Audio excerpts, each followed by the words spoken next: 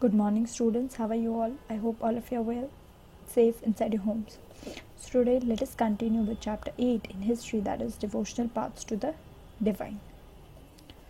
Now we will talk about Basavan's Virashaivism. I know the words, they are very difficult to pronounce and to understand as well, but obviously you have to try them to remember. The Tamil Bhakti movement and the temple worship came together to create the Virashaiva movement that began in Karnataka in the mid 12th century. So, that was the Tamil Bhakti movement, and the temple worship had come together to create this movement. Which movement? Virashaiva movement. It was initiated by Basavana and other Virashaivas such as Allama Prabhu and Akkamaha Devi. So again, these are just the names of the persons, of the people who had made it possible during those times. So they fought for the equality of all the human beings against the Brahminical ideas of caste and poor treatment of women. So there were people who were who were just like treating women very badly. So they had opposed them, they had completely abolished that system, and they fought for the equality of all the human beings.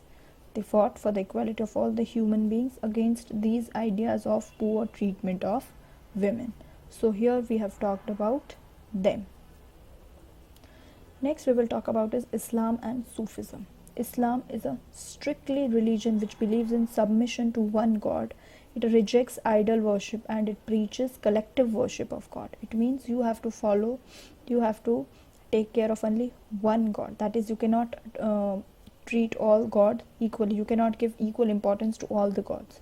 No, for them God is just one, and so they have to give the whole importance, each and every their what we call their attention to only one God. So they believe in collective worship of one God. Sufis were Muslim mystics who rejected hypocrisy in religion and emphasized love and devotion to God and compassion for fellow human beings. So Sufis were also the Muslim mystics, and they rejected hypocrisy in religion. That is, they had love and compassion for the fellow human beings, for other human beings also. So here we have studied about Islam and Sufism.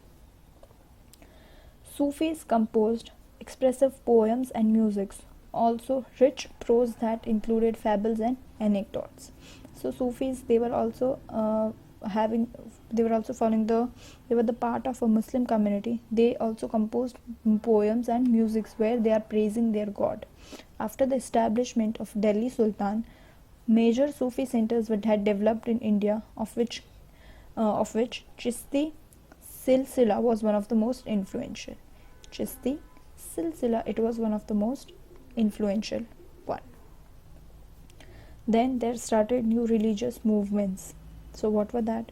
Tulsidas accepted God in the form of Rama and composed Ramcharitmanas in Avadhi.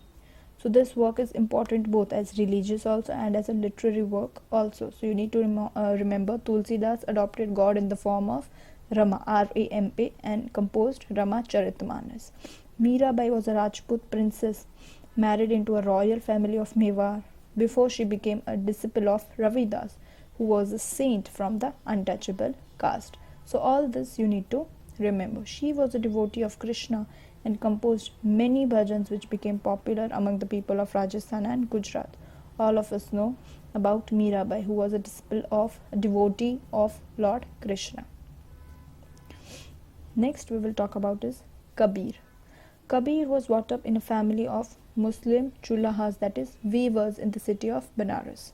He wrote many verses called Sakhis and Pads, which were also sung by wandering bhajan singers. Many of his writings were later compiled in the Guru Granth Sahib, Panchwani and Bijak. So these are just the places, and many of his writings, that is the work that he had written, his literary work, were compiled in Guru Granth Sahib also. So that was about Kabir. So in this chapter we have studied about how different people used to worship different gods, and they used to believe that they have their own path of worship. So that was it. I hope you have got this chapter. Thank you. Have a nice day.